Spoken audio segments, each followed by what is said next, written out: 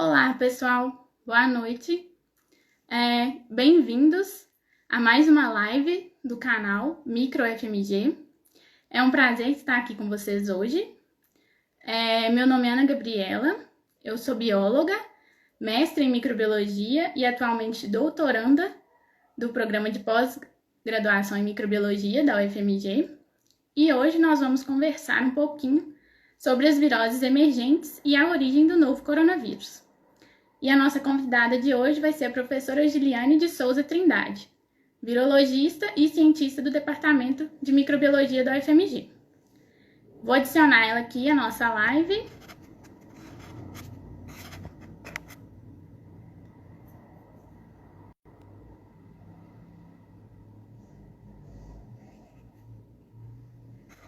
Tá entrando.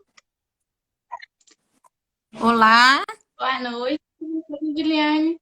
Boa noite, Ana Gabriela. Tudo bem? Tudo bem, é um prazer ter você aqui hoje com a gente na nossa live do canal Micro FMG. O prazer é todo meu, eu que agradeço. Então vamos lá, antes de começar o papo com a professora Giliane, ela é bióloga, mestre e doutora pela UFMG, e ela é líder do grupo de Ecologia de Viroses Emergentes da UFMG também e trabalha no laboratório de vírus. Então, professora, a gente vai falar hoje, né, sobre as viroses emergentes e a origem do novo coronavírus. E a gente sabe que a Covid-19 é caracterizada como uma doença infecciosa emergente, uma virose emergente. Sim. Eu queria, assim, para começar, que você contasse para nós um pouquinho o que é uma doença infecciosa emergente e qual o papel dos vírus como viroses emergentes na nossa sociedade. Ok, então vamos lá. As doenças infecciosas emergentes, elas são aquelas que nas últimas 2 ou 3 décadas, elas passaram a ocorrer em um número aumentado nos seres humanos. Então, ou seja, elas aumentaram a taxa de incidência na população humana, no caso aqui a gente vai falar de uma doença humana, certo? Ou então, elas podem ser caracterizadas como doenças que vão ser descritas ali pela primeira vez, passando a infectar os seres humanos. Essas doenças, elas não respeitam fronteiras, nem fronteiras geográficas, as fronteiras políticas, muito menos. E elas exercem um papel bem significativo, muitas vezes, na saúde pública, na economia, como a gente está assistindo agora com a pandemia da Covid-19. E muitas vezes elas também exercem um impacto grande na biologia da conservação, na conservação de espécies. Por quê? Porque muitas têm origem zoonótica, certo? A gente vivenciou recentemente uma epidemia de febre amarela no Brasil e que praticamente dizimou os primatas não humanos da Mata Atlântica. A gente sabe de várias populações de animais que sofreram com a doença. Então, esse é um conceito de doença infecciosa emergente que é trazido pelo CDC, por exemplo. Os vírus, eles são a segunda maior causa de doença infecciosa emergente no planeta, tá? Em termos de origem, a principal origem dessas doenças infecciosas emergentes são os patógenos que vêm dos animais. Então, a maioria, cerca de 60% das doenças infecciosas emergentes são causadas por patógenos zoonóticos. Dentre esses patógenos, 70% são da vida silvestre. Então, eles vêm da vida silvestre. Os vírus são a segunda maior causa de doença infecciosa emergente no planeta. E dentro do grupo dos vírus, os vírus RNA são responsáveis pela grande maioria dos eventos de emergência no planeta. Ah, sim. Então, os animais, né, os mamíferos, eles vão ter grande influência na emergência dessas viroses e dessas doenças. Eles vão, que podem exatamente. mamíferos, principalmente os quirópteros, que a gente vai falar um pouco aqui, os morcegos, roedores, primatas e outros animais também, aves também são muito importantes. Ah, tá. Então, professora, a outra pergunta era como que ocorre esse processo, né? Quais que são os fatores que podem desencadear esse processo de emergência das viroses? Se tem algum comportamento humano que também auxilia nisso?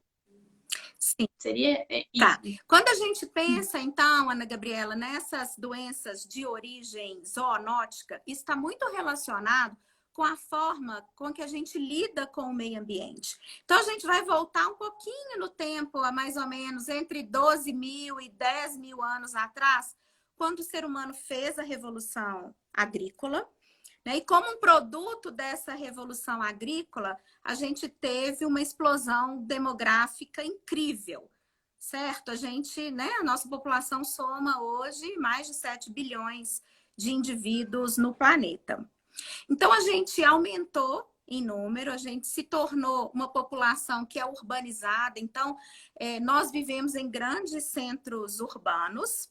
E, além disso, a gente também, naquele processo da revolução, a gente trouxe para perto da gente inúmeros animais que nós domesticamos, que hoje a gente tem próximo da população humana, ou como animais de companhia, ou que a gente cria para nossa alimentação. Né? Então, a origem vem dessa forma como nós nos estruturamos como sociedade desde a Revolução Agrícola. Então, o que essa explosão demográfica ela proporcionou? Né? O que ela causou? Quais foram os seus impactos?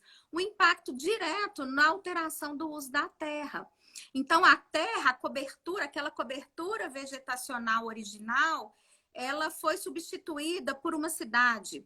Ali construiu-se uma rodovia, construiu-se uma barragem, certo? Plantou-se um pasto para criar animais. Então, toda essa alteração no uso da terra, ela leva a uma perda de hábitat, muitas vezes, né? Ou na maioria das vezes. Isso pode culminar com uma perda de biodiversidade, tá? A urbanização, principalmente na faixa tropical do planeta, ela não vem dissociada de questões sanitárias, de pobreza, né? E um outro fator que é muito importante e que é muito discutido e que é visto, né, nessa pandemia é a globalização. Então, nós nos tornamos globalizados. A gente hoje pega um avião e chega na Europa em 9 horas, né? Viaja só à noite. A forma que a gente A vive, forma né? que a Muito gente agregada. vive, a forma com a qual a gente lida com o ambiente e com os animais inseridos nesse ambiente. Entendi. Agora, professora, entendendo tudo isso, né, que existem essas alterações e isso pode aproximar o ser humano dos animais, eu queria perguntar como os vírus eles vão conseguir se adaptar às novas espécies. Quais características que eles podem ter que auxiliam nisso, nesse salto para a espécie humana, no caso? Sim. Os vírus são incríveis, né? Eles são entidades biológicas muito abundantes e muito diversas no planeta. Então, a virosfera, ela é grande, né? Ela tem uma diversidade exuberante. Os vírus, quando eles se replicam,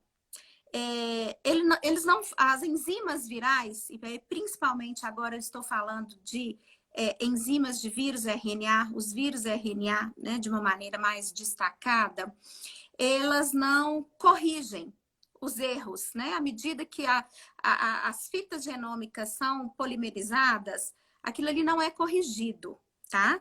Então, isso implica em quê? Em uma maior taxa de mutação, certo? Erro, mutação, né? Então, em uma maior taxa de mutação nesses organismos. Isso Erro nessa cópia, né, do material genético. Na síntese desse novo genoma, certo? Então, esses erros, eles não serão corrigidos pelas polimerases virais, então eles permanecerão ali naquele genoma. Esses erros ou essas mutações são fontes de variabilidade, tá?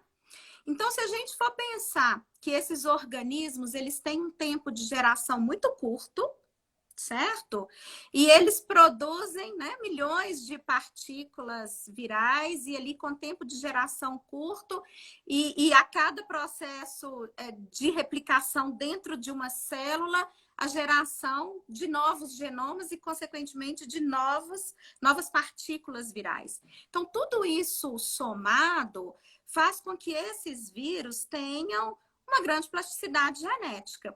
Então, em um momento ali na natureza, um vírus como esse que a gente vai tratar aqui hoje, o novo coronavírus, ele que se replicava em morcego, mutou e adquiriu a capacidade, por exemplo, de reconhecer um receptor de uma célula humana. Então, isso é muito comum, vamos dizer assim, isso acontece, isso é um processo natural que acontece principalmente com os vírus de RNA. Então, como consequência dessa grande capacidade de mutação e dessa grande, né, capacidade de evolução, existe a adaptação a novas espécies. Então, a gente fala que esses vírus, eles são capazes de realizar o que a gente chama de salto de espécies. Então, aí o que precisa acontecer? Precisa acontecer o encontro desse vírus que vai estar ali numa espécie animal, né, sendo replicado naquela espécie animal, encontrar o ser humano, né, ou outras espécies animais, certo? E aí eles fazem esse salto de espécie. Então, esse processo de adaptação é um processo natural, é da biologia desses vírus. Procurar novos hospedeiros, né? Para aí se exatamente. replicar. Ele é um parasita intracelular obrigatório. E quando isso acontece com o sucesso que a gente está presenciando agora, a gente vê, por exemplo, a emergência de surtos, de epidemias, ou no caso do que nós estamos vivendo agora, a emergência de uma pandemia. O que é um cenário bastante sério, né, para a nossa espécie. Com certeza.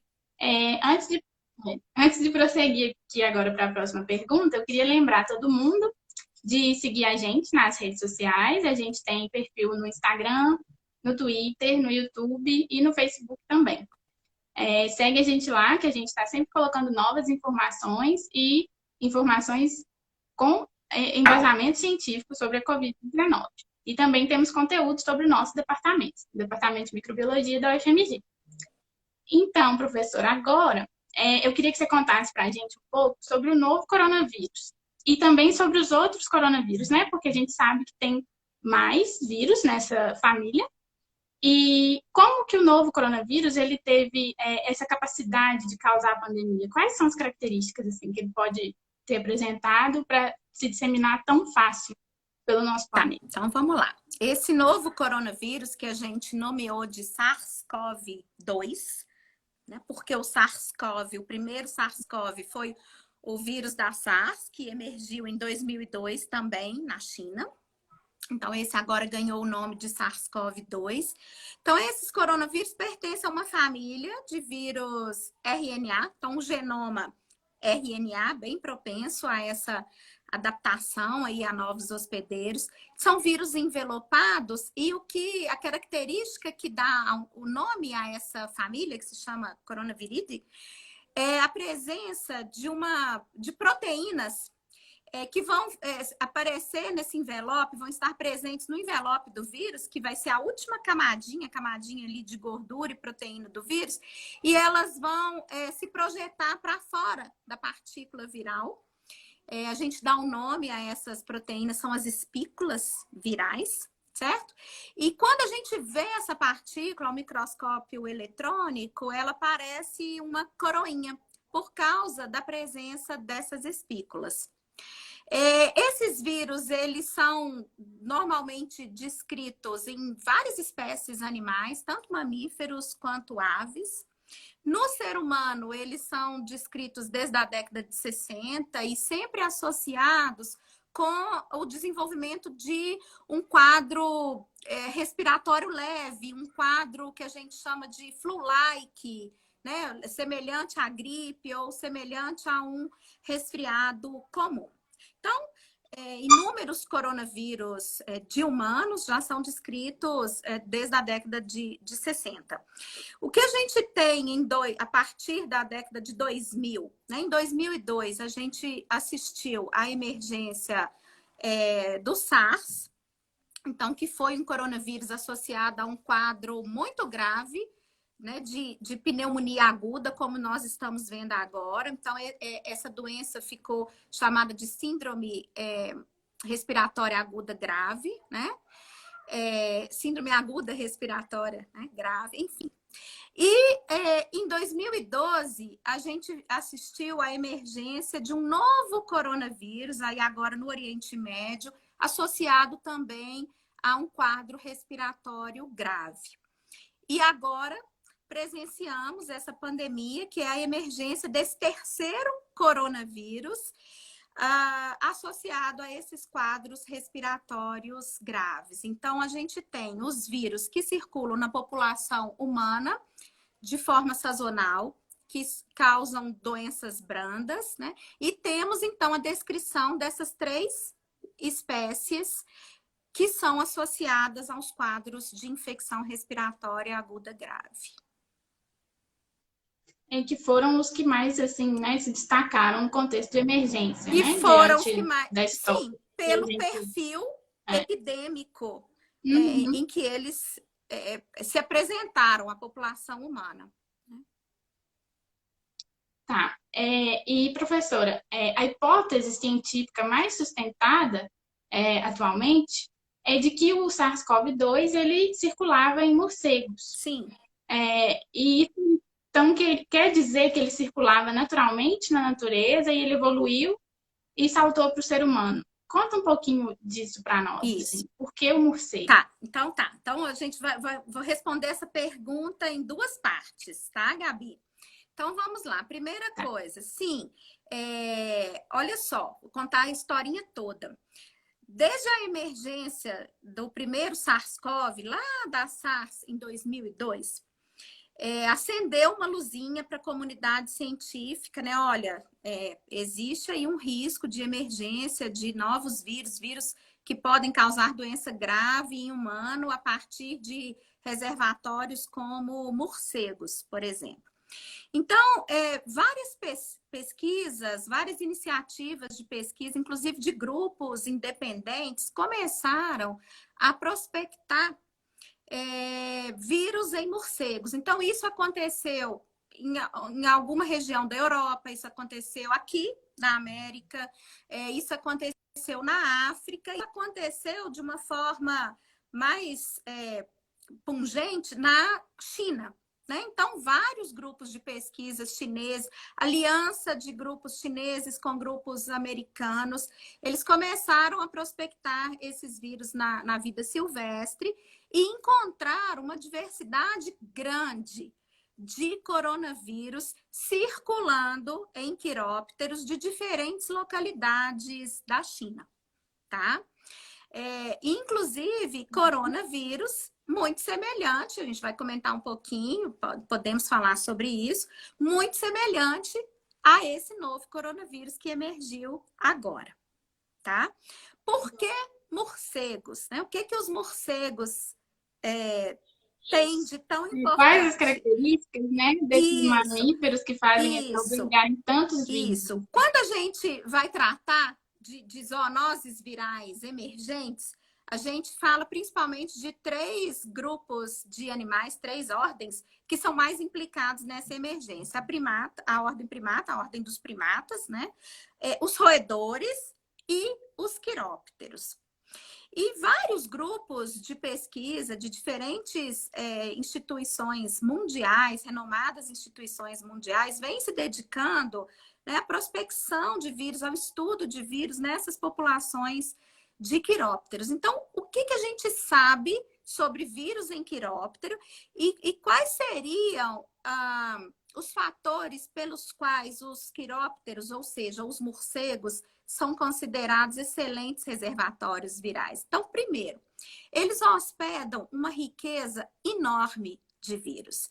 Então, o morcego abriga muito vírus, né? Eles têm ali uma relação possivelmente muito ancestral, né, de uma coevolução. Então, morcego abriga uma diversidade enorme de vírus.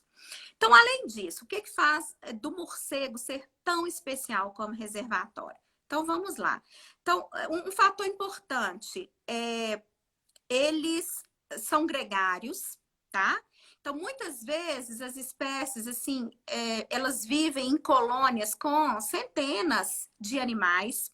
Muitas espécies, elas podem conviver, né? Elas podem ser simpátricas, ou seja, elas podem dividir ali o mesmo ambiente. Então, a gente tem um número elevado de indivíduos, por exemplo, dividindo ali um único ambiente. Isso garante com que vírus possam ser transmitidos dentro dos indivíduos daquelas colônias de morcego, daquelas populações de morcegos, certo? Então, esse é um fator. Então, eles conseguem, em termos de população, sustentar, né, a transmissão de vírus. Eles vivem muito. Então, os morcegos, eles são longevos, né? Então, ao longo de sua vida, eles vão abrigando esses vírus por toda a sua vida e, com isso, então, tendo a chance de encontrar um animal para esse vírus fazer um salto de espécie ou até mesmo o ser humano, tá? Eles voam, então, ou seja, eles se deslocam de uma localidade para outra, de uma região para outra, e com isso também potencializando o quê? A disseminação dos vírus entre diferentes regiões. E eles são mamíferos, né? Então, filogeneticamente, eles estão mais próximos da gente do que as aves, do que os peixes, do que os répteis, né? Então, com isso, aumenta-se a chance de quê? De que um vírus que circule em morcego, que seja hospedado pelo morcego, tenha a capacidade de reconhecer um receptor de uma célula humana, que é basicamente o que a gente está vendo agora, vivenciando, né, nessa pandemia. Entendi. A gente tem também, incluindo nessa pergunta, né, do morcego e da origem do novo coronavírus, a gente sabe também de um outro mamífero que pode estar aí incluído nessa origem do SARS-CoV-2, que é o pangolim. Uhum. Mais pra gente, professora, como que o pangolim tá Então, aí nessa origem? o pangolim, eu acho que ele é o mamífero mais fofo que eu já vi até hoje, né? Eu não sei como que alguém pode pensar em matar o pangolim para comer a carne do pangolim ou para retirar as escamas do pangolim para fazer algum uso medicinal. O pangolim, ele é um animal... ele vai lembrar um tatuzinho, assim, eles falam que ele tem uma pele escamada, né? Tanto que essas escamas que são utilizadas na medicina chinesa. Ele é um animal altamente ameaçado de extinção, né? Ele é um animal altamente contrabandeado. Então, não contrabandeiem pangolins. A gente não tem pangolim no Brasil, tá? Então, para nós aqui, ele seria um animal exótico, né? Mas o pangolim, ele vai existir na África, na Ásia, enfim. E ele é altamente contrabandeado. Então, com isso, ele pode estar aí espalhando vírus para outros lugares do planeta. O que acontece no caso dessa pandemia? A hipótese que se tem, né? Pelo fato de que coronavírus muito semelhantes ao SARS-CoV, ao SARS-CoV-2, foram encontrados em pangolins, tá? A hipótese é de que esse pangolim poderia atuar nessa epidemia, ou ter atuado como um hospedeiro intermediário entre o morcego e entre o ser humano, certo? Então, vários grupos de pesquisa já vinham investigando os pangolins antes de 2019. Inclusive, a gente viu juntas até um artigo sobre a detecção de SARS-CoV em pulmões de pangolim em outubro de 2019. Olha que ironia, né? Em novembro, os primeiros casos provavelmente começaram a acontecer na China, e em dezembro a pandemia aparece, né? O vírus emerge para o mundo. Então, a hipótese que se tem, e isso baseado no conteúdo genético dos vírus detectados no pangolim, é de que o pangolim ele poderia atuar como um animal intermediário intermediário. O que acontece com pangolins e morcegos? Olha que bacana, né? Assim, que legal da biologia. Pangolins e morcegos, eles podem compartilhar nichos ecológicos. Morcegos são animais noturnos, né? E a gente tem várias espécies de morcegos que são insetívoros. Os pangolins também são insetívoros e também são noturnos. Então, esse compartilhamento de nicho facilitaria o encontro, por exemplo, de um morcego com um pangolim, né? Ou dos dejetos do morcego com um pangolim, ou dos restos alimentares do morcego com um pangolim. E em algum momento, esse vírus poderia ter saltado do morcego para o pangolim, e esse pangolim foi parar lá no mercado de carne chinês e foi levado para casa, né? Foi manipulado. As escamas foram retiradas e foram usadas na medicina, e esse vírus entrou em contato com o ser humano. Ou, ali naquele mercado, tanto morcego quanto pangolins podiam estar dividindo o mesmo espaço. Porque assim que são os mercados de carne, né, de carnes exóticas, vários animais estão ali expostos em gaiolas que estão dispostas num espaço muito pequeno, né? Então, um animal do lado do outro, a pessoa que manipula um animal é a mesma pessoa que manipula o outro. Então, isso facilitaria o contato entre esses animais e desses animais com o ser humano. E todos esses animais compartilhando os patógenos e os vírus próprios de cada um, né? Ali misturados. Exatamente. Então, assim, esse contato próximo, né? Se ele tiver acontecido na natureza, pelo compartilhamento de nicho, né? Ou naquele mercado que eles se encontraram, e ali eles também se encontraram com o ser humano, né? Então, isso facilita esse salto, né? Era o que precisava, é o fator que precisava para o vírus encontrar a espécie humana. Isso que a gente está discutindo encaixa um pouco na próxima pergunta, professora, que seria o que tem na China, né? Qual o comportamento dos chineses, o que tem ali que contribuiu para a emergência. Eu acho que muita coisa, né, você já explicou, mas conta um pouquinho mais para nós, assim, desse comportamento. Tá, então, vamos dos chineses, como que é a sociedade, né, na China. Eu vi um comentário de um participante que ele falou assim, incrível a viagem de um vírus, né? Então, de fato, é isso. Um vírus, ele está ali circulando na vida silvestre. Essa vida silvestre, ela está em equilíbrio, certo? De alguma forma. E, de alguma forma, a gente atravessa essa vida silvestre. A gente interfere nessa vida silvestre. Então, uma forma comum que existe na China é a existência de, vamos dizer assim, de fazendas onde essas vidas silvestres, esses animais silvestres são mantidos, e a existência do que a gente chama de meat markets, que são esses mercados de carnes, onde diversos animais exóticos, animais silvestres, animais oriundos de várias partes do planeta, não necessariamente só da China, né? São mantidos ali, são manipulados e são comercializados. Seja para serem utilizados na culinária chinesa, seja para serem utilizados na medicina chinesa, na tradicional medicina chinesa. Então, isso é um fato. Tem muito da cultura, né? Oi? A cultura dos chineses, né? Tem muito dessa cultura. Exatamente. Isso é, né, milenar. Isso vem da cultura dos chineses, tá? Então, eles mantêm um contato muito próximo com esses animais e, consequentemente, com seus vírus, correto? O que mais que a gente tem na China? Povo, né, minha gente? Homo sapiens. Então, a gente tem basicamente o quê? Quase um quarto da população do planeta habitando a China. Né? Quase 1,5 bilhões de indivíduos vivendo ali em grandes centros urbanos. Né? Os grandes centros urbanos são um desafio para a saúde pública do século XXI. Então, se a gente for pensar, por exemplo, a cidade de Wuhan, ela é um grande centro urbano.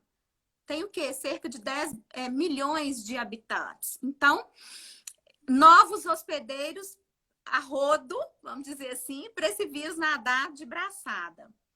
E fora isso, a gente vive num mundo globalizado. A China se tornou uma potência econômica, né, com um tráfego, uma malha aérea gigantesca. Então, os indivíduos entram e saem da China o tempo todo. Então, isso foi um salto para esse vírus sair de Wuhan e ser exportado para vários lugares do planeta, praticamente para o planeta inteiro. E muito rápido. E muito rápido por causa dessa globalização. Né? Hoje, com 24 horas, nós já alcançamos vários lugares do planeta. Outra questão, professora, que a gente já até comentou, é que o vírus foi detectado, né, um vírus semelhante ao SARS-CoV, no pulmão de pangolins. E, assim, esse estudo recente, ele é de outubro de 2019, né, e o que, assim, eu queria saber a sua opinião, o que você acha que com esse estudo, as autoridades chinesas, elas podiam já ter tomado alguma medida, né, para evitar a emergência do SARS-CoV-2? Então, essa é uma pergunta que a gente precisa responder ela com cuidado, né? Porque, assim, todo mundo tem um telhado de vidro, né? Então, assim, essa questão do consumo da carne de animais silvestres, ela não é uma questão exclusiva da China, né? Se a gente for olhar para outros países, se a gente for olhar para a nossa cidade, como que a gente lida com esses animais, como que a gente convive, os mercados que a gente, né, às vezes não compra para comer, mas está ali o galo, o pato, a tartaruga, o cachorro, o gato, tudo junto, né? Na África, por exemplo, esse consumo dessas carnes silvestres são a origem do HIV, das febres hemorrágicas africanas, de monkeypox, tá? Então, eu acho que antes de eu começar a responder, é importante a gente ressaltar que esse hábito de consumir carne silvestre, ele existe em várias regiões do planeta. Bom, desde a emergência da SARS, em 2002, no final de 2002, início de 2003, a China, ela iniciou um processo, vamos dizer assim, de desativação dessas fazendas, de criação desses animais, de manutenção desses animais. Mas parece que é um processo difícil, né, Ana Gabriela? Porque isso esbarra em dois fatores muito importantes. Então, número 1, a economia. Esse é um mercado bem lucrativo. Então, isso rende dinheiro. Comercializar essas carnes, comercializar essas iguarias ou esses produtos, excreções, secreções, órgãos, etc., desses animais, isso rende muito dinheiro. Né? Então, esbarra nessa questão. E na outra questão, que é a questão cultural, certo? Então, esbarra na questão cultural, tanto da medicina quanto da alimentação. Então, pelo que a gente vê do que nos é apresentado agora, nessa pandemia, parece que as medidas que foram tomadas, talvez elas não tenham alcançado o patamar necessário para poder minimizar, de fato, esse risco. Né? A hipótese que a gente tem é de que esse vírus tenha, apesar dela não estar fechada, né, totalmente confirmada, de que esse vírus tenha emergido em um mercado de carnes na cidade de Wuhan, onde os animais, inúmeros animais de diversas espécies, estavam todos ali dispostos, sendo manipulados, né, e em contato com o ser humano. Bom, a gente deve torcer para que medidas mais eficientes sejam colocadas em prática agora, e não só na China, mas talvez em outros lugares do planeta. Se a gente olhar para a nossa cidade, a gente provavelmente vai encontrar talvez algum lugar em que essas medidas também podem ser implementadas. Obrigada pela explicação, professora.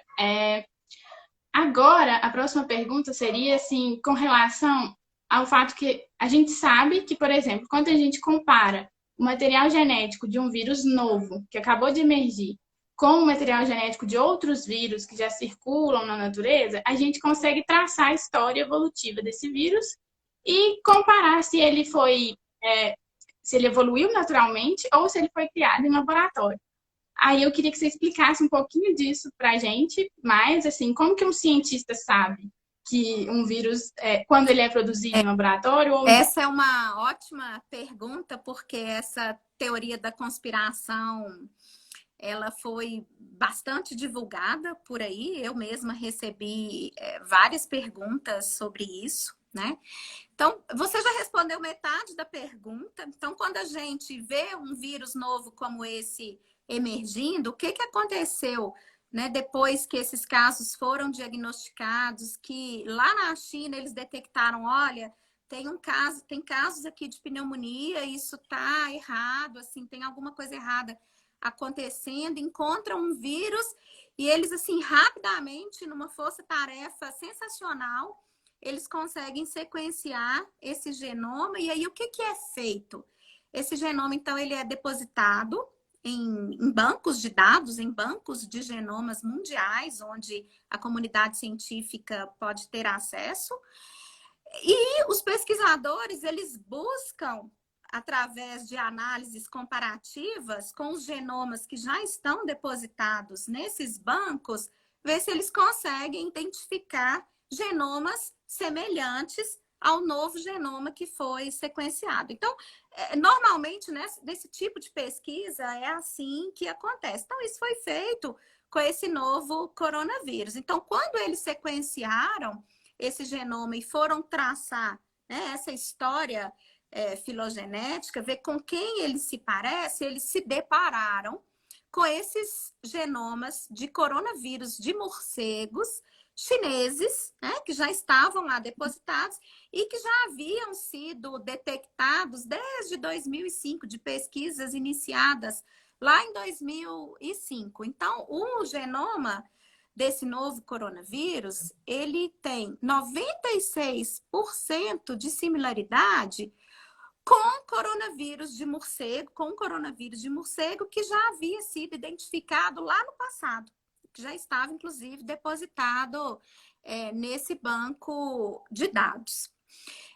Então, esse é um achado, isso é um fato, né? Na verdade, não é um achado, é um achado no termo de achado científico, né? Não é um achismo, é um achado. É um fato, uma descoberta. Isso fala muito a favor e contra, na verdade, isso fala contra a hipótese da criação em laboratório, né? Da manipulação e da criação desse vírus em laboratório. Ou seja, isso já estava mapeado lá atrás, na natureza, e por grupos de pesquisadores independentes que vírus semelhantes já estavam em morcegos. Então, já tinha, assim, inúmeros genomas depositados nesses bancos de dados.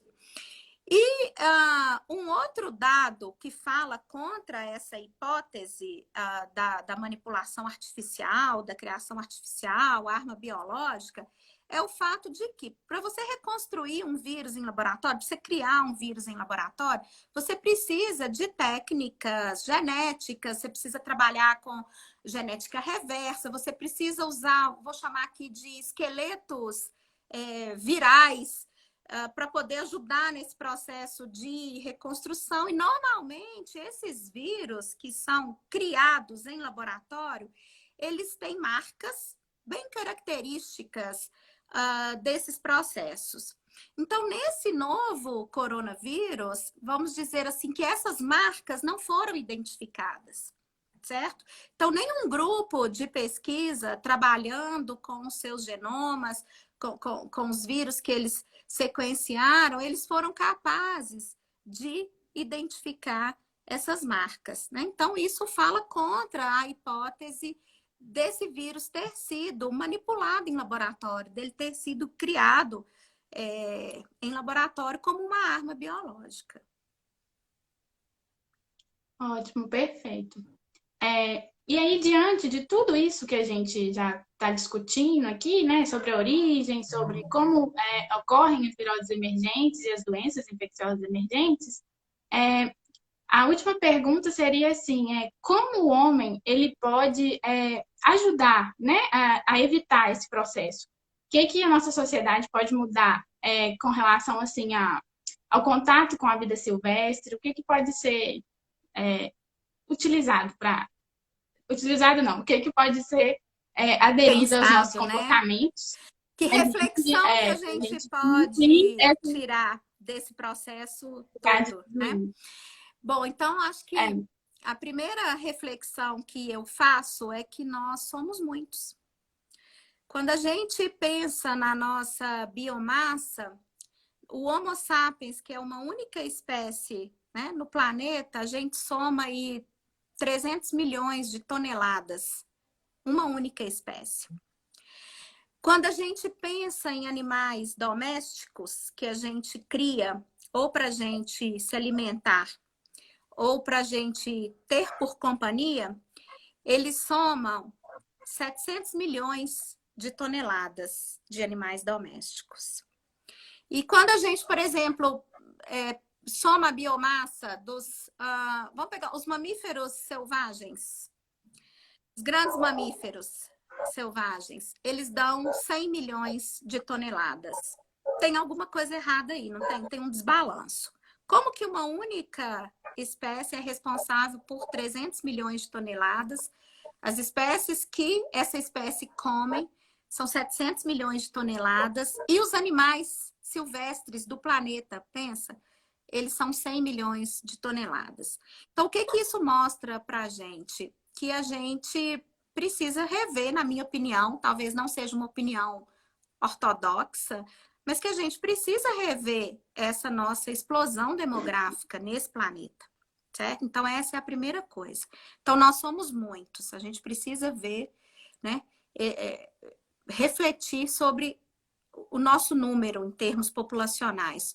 A segunda reflexão que eu acho que a gente precisa fazer é em relação à forma como a gente interage com a vida animal, seja com os animais domésticos, seja com os animais silvestres.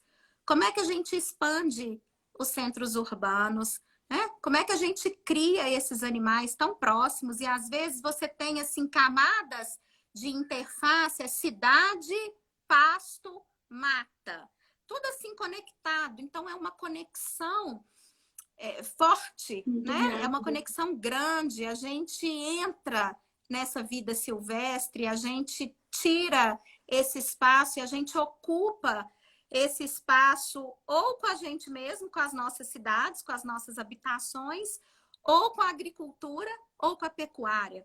Então, isso precisa ser revisto, na minha opinião. Então, principalmente nessas áreas de interseção, né? Que a gente tem nessas áreas. entre a cidade Exatamente. e o meio silvestre. Exatamente, exatamente. Então, assim, eu acho que essas são as primeiras reflexões que a gente precisava fazer, né? Porque isso impacta o planeta todo, e isso retorna para a gente, se a gente for pensar nesse conceito de saúde única, né, Gabi?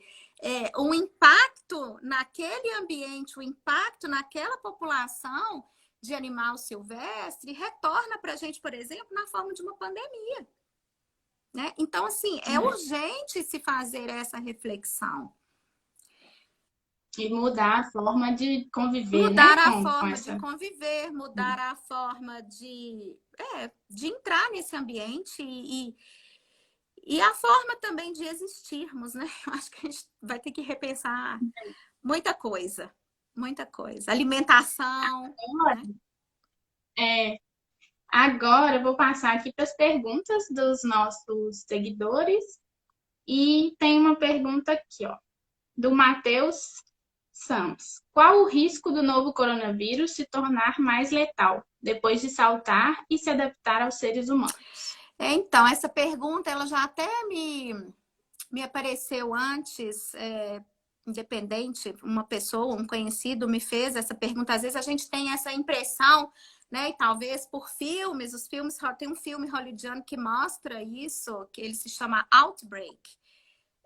que em português é epidemia, né? Na verdade, era a emergência de um vírus hemorrágico e que, de repente, no meio do caminho, ele muda o R0, ele muda a rota de transmissão, enfim, ele se torna mais letal.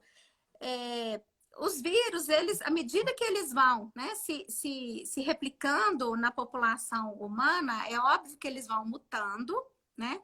Mas, na verdade, Matheus, eu vejo sobre uma outra perspectiva. Pensando aí nessa coevolução desse vírus com o ser humano, eu vejo como uma possibilidade desse vírus estabelecer com uma relação menos letal na população humana, tá? Para um vírus mutar e se tornar mais letal, assim, essa mutação vai ter que ter algum tipo de implicação na biologia desse vírus. Ou, por exemplo, ele vai se ligar com mais avidez pelo receptor X, ele vai predominar no trato respiratório inferior, por exemplo, e causar muito mais casos de pneumonia do que de infecções brandas ou assintomáticas, e não é isso que a gente tem vivenciado, né?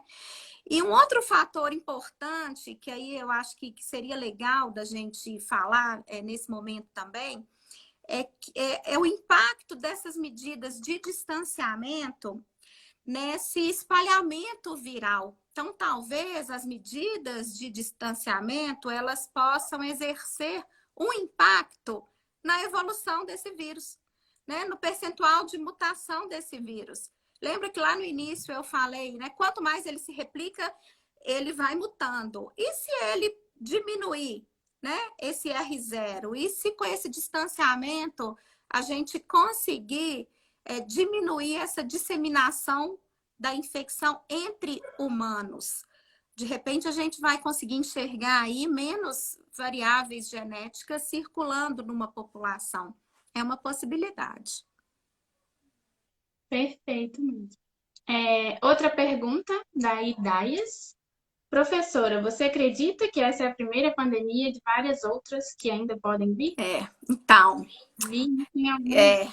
Nossa Senhora, apocalíptica essa pergunta, né? Inclusive, saiu uma matéria, eu li sobre um pesquisador paulista bem famoso, um epidemiologista, médico, físico, matemático, enfim, que é o Eduardo Massad, que é muito bem conceituado no nosso meio acadêmico, né? E ele falava justamente isso, que ele achava que essa era uma primeira de muitas pandemias que possam vir.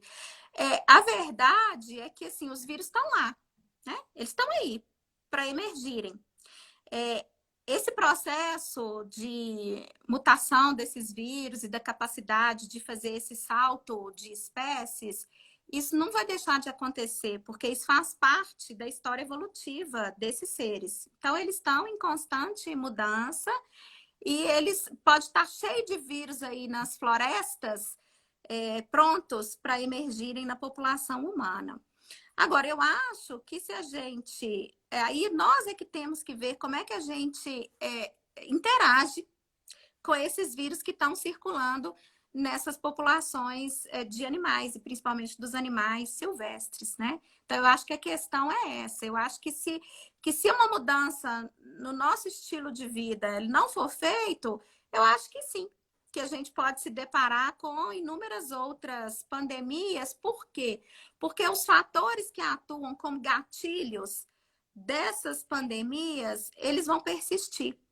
Então, se os gatilhos estão ali e os vírus, a diversidade viral está ali, isso faz parte do processo natural de existência desses seres que coabitam conosco esse planeta chamado Terra, então, sim, eu acho que outras epidemias e outras pandemias podem surgir, sim. Gente, a gente já está ficando agora um pouco sem tempo. E aí eu vou passar mais uma pergunta aqui só para a professora Giliane, que seria do Ademar Figueiredo. Muitos fazem paralelo entre Covid e HIV. Faz algum sentido? Ei, Ademar, tudo bem? Beijo para você.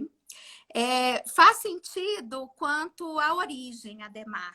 Na verdade, tanto o HIV quanto o coronavírus, eles têm uma origem na vida silvestre. Então, o HIV, ele fez há muito tempo atrás e durante algumas vezes na nossa história aí de 100 anos para trás, o que a gente chama desse salto de espécie. Então, na África, é muito comum as populações entrarem mata adentro para poder fazer a caça, né? Então, dentre os animais que eles consomem, que eles comem mesmo, estão os macacos, então os primatas africanos. Então, essa é a fonte do HIV. Então, um ancestral do HIV era, né, um vírus que infectava esses primatas. E nesse processo de caça, de manipulação, né, de trabalhar ali com a carne, com os ossos, com o sangue, o HIV é um vírus que circula no sangue. Então, esse vírus fez o salto dos primatas para o ser humano. E no caso desse novo corona, provavelmente o processo que aconteceu é o mesmo, só que não com os primatas. E muito provavelmente com os morcegos e talvez com os pangolins aí como um animal intermediário, né? Então, se a gente for pensar da origem, a origem é similar. A origem está no mesmo hábitat, que é no hábitat de consumir carne, né? De manipular carne, carcaça de animal silvestre. Ótimo. Então, infelizmente, pelo tempo, a gente vai chegando aqui ao fim de mais uma live da equipe Micro FMG. E eu queria agradecer muito a professora Giliane pela disponibilidade. Foi um prazer ter esse bate-papo. Acho que foi muito esclarecedor e contribuiu muito para os nossos seguidores e pelo que a gente quer passar. Eu agradeço, então, em nome de toda a equipe do Departamento de Microbiologia da UFMG. Gabi, eu que agradeço a oportunidade, eu acho que é uma devolutiva que a gente dá para a sociedade do trabalho que a gente faz lá na universidade. Eu aproveito para te parabenizar e parabenizar toda a equipe, em especial a professora Viviane, que tem feito um trabalho hercúleo de divulgação científica, de combate à fake news. A gente está vivendo uma infodemia também, né? Junto com essa pandemia, uma pandemia de informações incorretas e informações falsas. Então, eu acho que esse tipo de iniciativa é uma iniciativa que traz para a sociedade, né, uma perspectiva de receber uma informação científica, uma informação embasada. Então, eu acho que nesse sentido a equipe do Micro FMG está brilhando. Vocês estão de parabéns. E agradeço o convite. Foi uma delícia estar aqui com vocês. Ótimo. Lembrando, então, gente, que essa live vai ficar gravada. A gente vai disponibilizar ela no Instagram e no YouTube. E os outros comentários que não deu tempo da gente responder, a gente pode responder nos comentários mesmo quando colocar esse vídeo ou nos stories. E a gente tem também um Telegram e segue a gente lá no Twitter, no Facebook, no YouTube, no Instagram. Boa noite e muito obrigada. Boa noite, pessoal. Boa noite. Fique em casa, viu? Fique em casa, gente. Beijo. Tchau. Tchau.